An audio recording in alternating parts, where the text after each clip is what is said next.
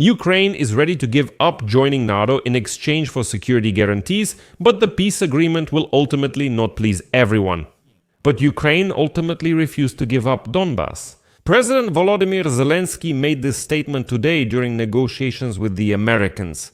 Meanwhile, the Kremlin insists it won't accept changes to Donald Trump's peace plan or a Korean scenario in Ukraine. Today, Ukrainian and American representatives are negotiating in Berlin about a peaceful Ukraine settlement. And here Europe is represented by the German Chancellor Friedrich Merz, who recently publicly accused Russia of waging a hybrid war against Europe. He also directly stated that Donald Trump is no longer a partner or ally of the European Union.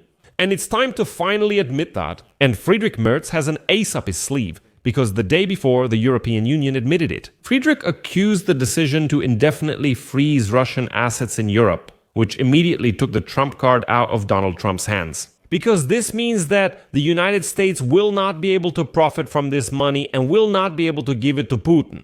And this was truly a strategic move by the European Union, and in this episode we'll discuss why. At the same time, right now Volodymyr Zelensky is trying to take a constructive approach to the United States proposal so that, on the one hand, he doesn't push Donald away, and at the same time doesn't lose trust in Ukraine. Zelensky, with the help of his European allies, carefully prepared a response to the peace plan of United States President Donald Trump, which essentially boils down to one phrase. Yes, but then there's an ellipsis. So let's summarize the interim results of the peace talks on Ukraine, which are currently taking place in Berlin between the American and Ukrainian sides. My name is Alexei Pechi. Let's discuss this topic together, but before we start, I ask you to subscribe to this channel, like the video, leave any comment, and be sure to subscribe to my Telegram channel, Peachy News.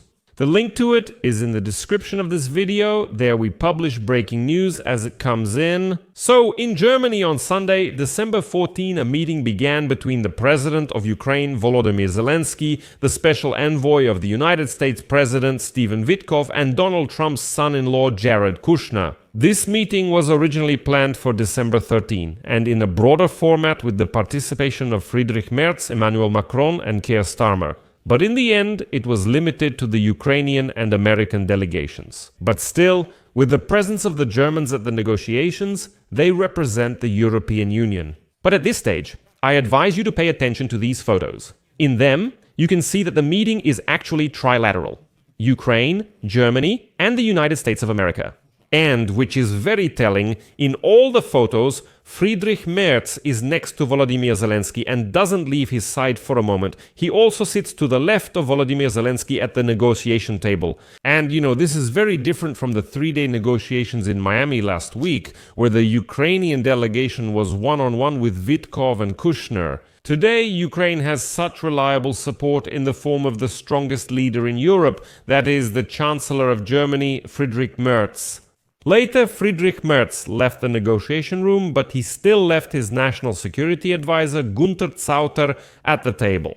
He is supposedly just moderating these negotiations, but in fact he will be fully aware of everything that is happening. And in this way, Europe is also taking precautions to make sure their interests are taken into account. And I would say that the role of the Germans in these negotiations is key. And we will talk more about Friedrich Merz today, because he was the one who really spoiled the mood for Stephen Whitcoff and Jared Kushner, and even for Donald Trump himself. So, in his evening address back on Saturday, Zelensky announced that there would be a meeting with President Trump's envoys, as well as meetings with our European partners on the foundations of peace. A political agreement to end the war. Earlier, the president talked about the areas of work in which negotiations to end the war are taking place. According to him, the negotiators have been divided into 3 groups: security guarantees, the restoration of Ukraine, and contacts between national security advisors. And also, Zelensky said that there is a platform in Germany where the details of security guarantees for Ukraine are being coordinated. In this case, negotiations. Led by Chief of the General Staff of Ukraine, Andriy Hanatov, it also includes army, intelligence, and security representatives. Volodymyr Zelensky himself commented on the words of his American counterpart, Donald Trump, who said that supposedly only the president of Ukraine does not like the United States peace plan. Zelensky pointed out that the peace plan will not be one that everyone will like.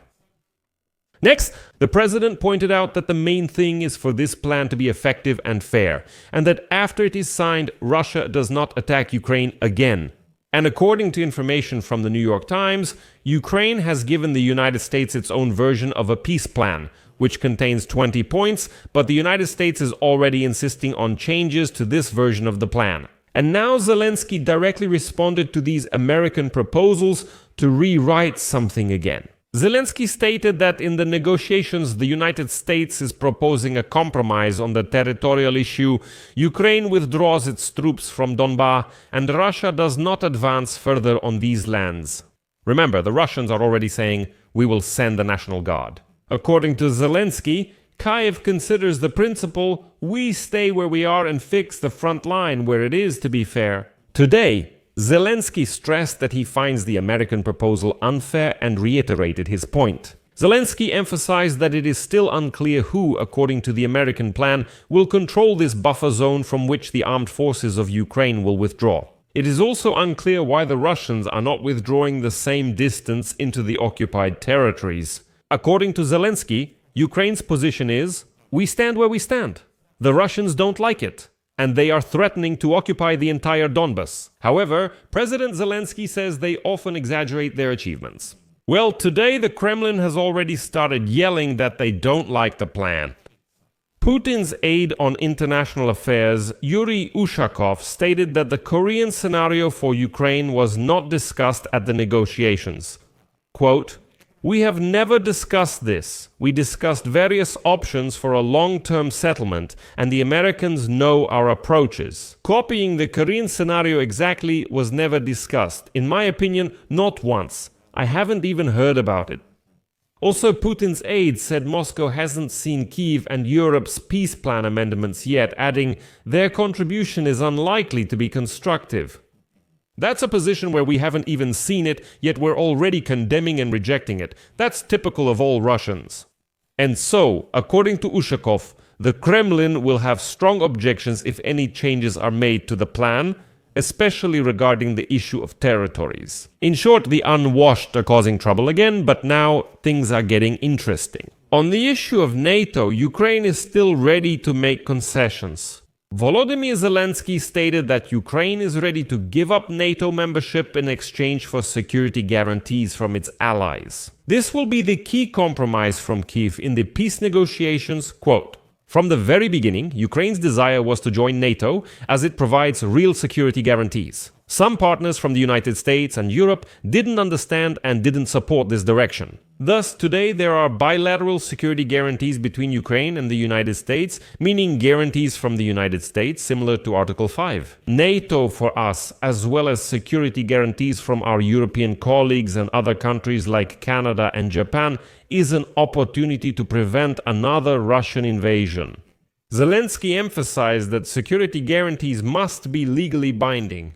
Well, as you understand, such a change in Kyiv's rhetoric is important because Ukraine's accession to NATO is enshrined in the constitution of Ukraine. And one of the military goals proclaimed by the Kremlin was to prevent Ukraine from joining the alliance. Putin wants a written commitment from the main Western countries not to expand NATO to the east. And this is the question that we are putting forward as a kind of compromise in the negotiations with the Americans today, not about territory, but specifically about NATO.